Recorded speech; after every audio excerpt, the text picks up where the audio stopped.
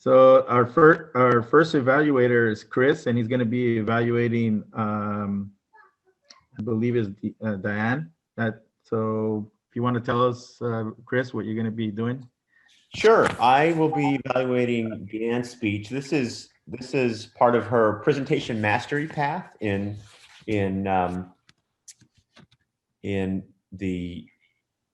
her Toastmasters path, level 3. And this particular one is on research. So the purpose of her speech today is she's going to present a well-organized, well-researched speech. And so what I'll be looking for are some pieces throughout her speech where that is evident, and she'll potentially reference some of the research that she had done in the information that's conveyed. I'll be looking at how she presents that information from her research in a way that's interesting to the audience in particular. And overall, I'll be looking for a well-rounded, interesting speech. And I'm looking forward to providing the evaluation. Back to you, Mr. Toastmaster. Thank you, Steve. Chris. So our first speaker is Deanne, and the title of her speech is "Laughter is a Serious Business." So let's welcome Deanne. Thank you, Mr. Toastmaster and fellow Toastmasters. My grandfather used to say that laughter is serious business. My grandfather was a comedian of sorts. He had the first radio show in Canada that was nationally syndicated. This was back in the 50s. And it was generally 2 people, but sometimes they had guests, but it was a serious business to him. It was his livelihood, and it was around comedy.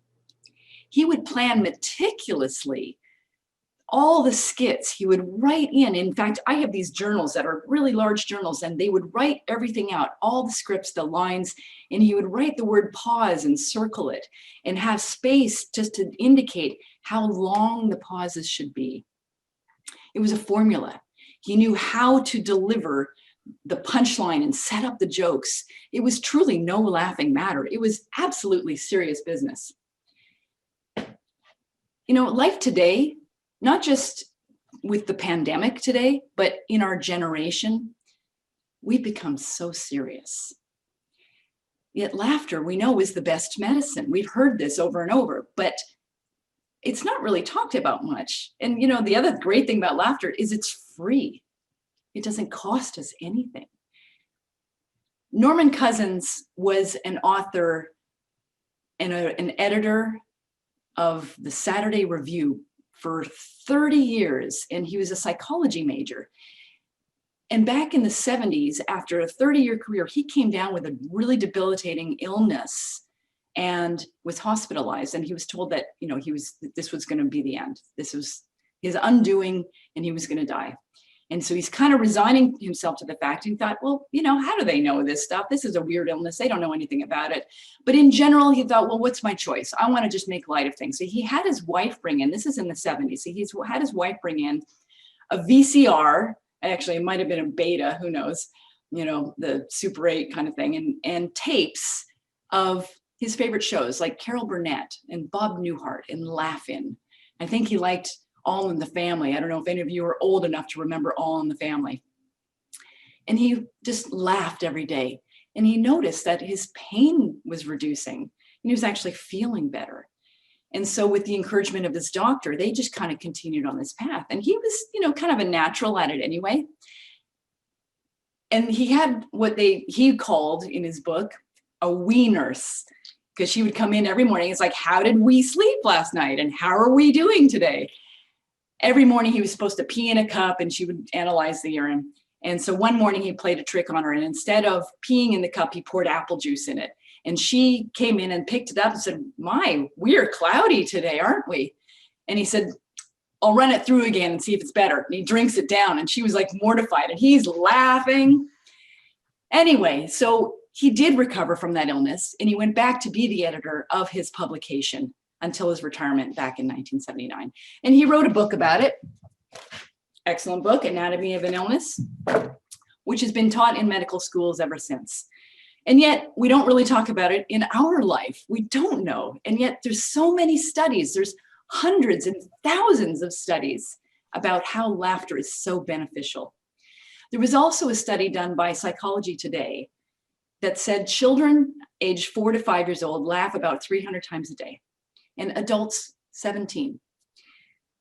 These studies have since been debunked. They're saying it's an urban myth because it's not true. They don't laugh that much. But I have a theory. I think as the generations, as the years have gone by, we've become more serious. So today we don't laugh that much. Kids don't laugh 300 times a day. They used to, but maybe not today. You know, and laughter is amazing. It lowers your blood pressure. It lowers cortisol. It improves your blood sugar balance. It releases dopamine and oxytocin, which are the feel-good hormones. And there was another study done by a Dr. Stuart Brown in the early 60s.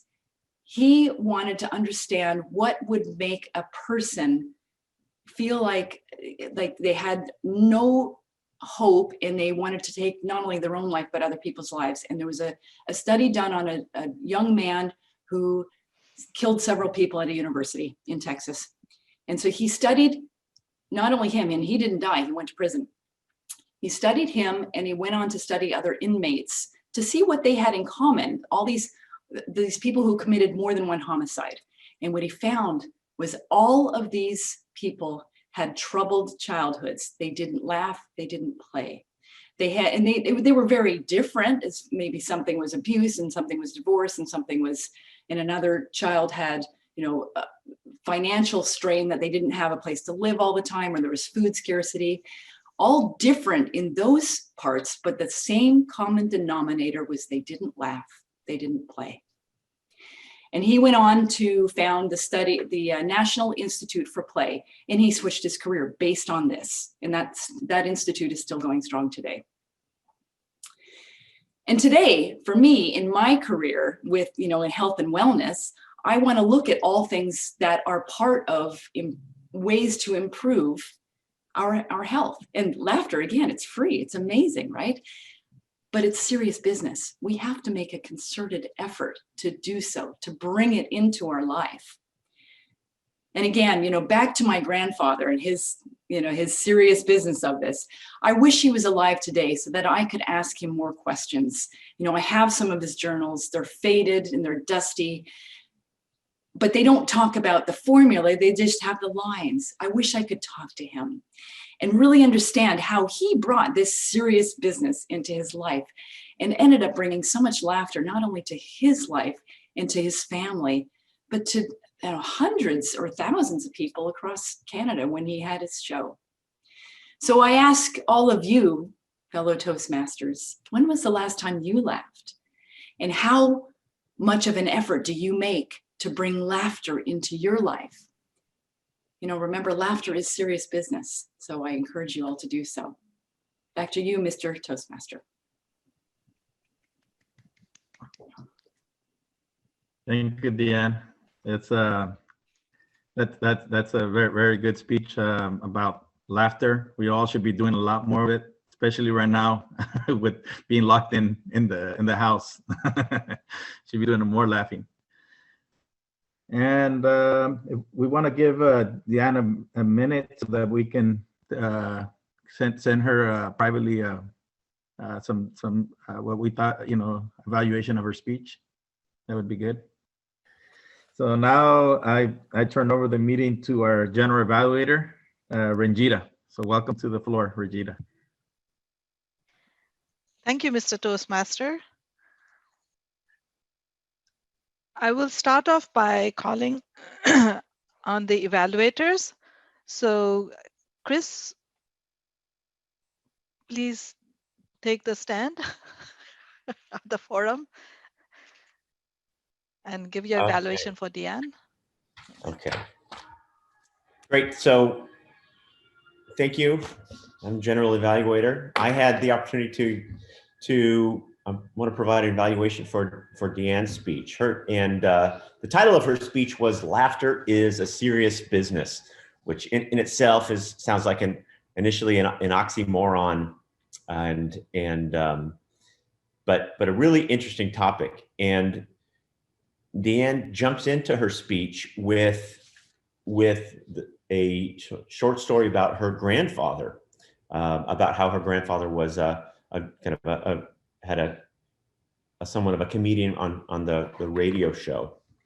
And she immediately, by doing that, brings in the title and the theme of the speech, which is, in fact, laughter is a serious business. And she quoted him specifically as to that. And it was sort of two meanings, because on one hand, it is a serious business to her grandfather because that's what pays the bills. It's what part of literally the business that he's in, but also recognizing that he knew that it was important to make people laugh, and it's important that we laugh, and so that was kind of emphasized and highlighted the theme of the speech, of Deanne's speech. And then the body of the speech was more so providing evidence for why that's true. So sort of initially in the intro, having a theory, if you will, that laughter is serious business, and here's why, boom, boom, boom. And so Deanne provided evidence and research, presented that research, the one of which was really interesting because it was in the form of a story. Norman Cousins, I think, is the name that I wrote down. I might not have that exactly right, but also the story of his life, how he became ill and got better through comedy. That's anecdotal evidence in itself, referencing the book that he had wrote. And that was also a great opportunity to have some a little bit of conflict and tension, right? It's not all rosy and funny, haha. Then here's the story where he really struggled. He had a death. He was deathly ill and recovered. And then some of the other evidence, the references of that children laugh a certain amount of time per day, even though that might have been debunked to an extent, describing how laughter releases dopamine and reduces cortisol and so forth. And so more further evidence to support the idea. And throughout the body of the speech, towards the end, Deanne reminds us of that theme again, mentioning that laughter is free, but it is a serious business. And it just reminds us and emphasizes us of that. She pulled her introduction back toward the end, which was good, sort of tying the intro to the conclusion, describing that she wishes that her grandfather was here so she could talk to him more about this theory of laughter being a serious business and why that is. Really good way to tie the conclusion. And then the best part about the conclusion, of course, is Deanne presented a call to action to the audience, recognizing that, okay, now I've told you about this, I've described the theory, I've presented all this evidence. When's the last time that you have laughed? When's the last time that you made someone else laugh? And that was just a really powerful call to action, good conclusion, and it reminded me of a really great quote that I absolutely love, which was, "The effect you have on others is the most valuable currency there is." That could apply not just to laughter, but anything. That was Jim Carrey that said that, though. And it reminded me of that. Just a terrific call to action. So many great parts of the speech, the conflict, the anecdotes, the presentation of evidence, the call to action. The only suggestion I have is it's sort of more of a challenge, is that it's describing the importance of laughter. Is there a way to make part of the speech funny? Actually make the audience laugh, right? It's about humor. To add to that challenge a little bit specifically, imagine like a short story or a joke. You make the whole audience just laugh, and then you describe the increased dopamine that we have right now as we laugh, as we have those feelings in our head. It would bring a sort of visceral evidence if you were able to pull that off.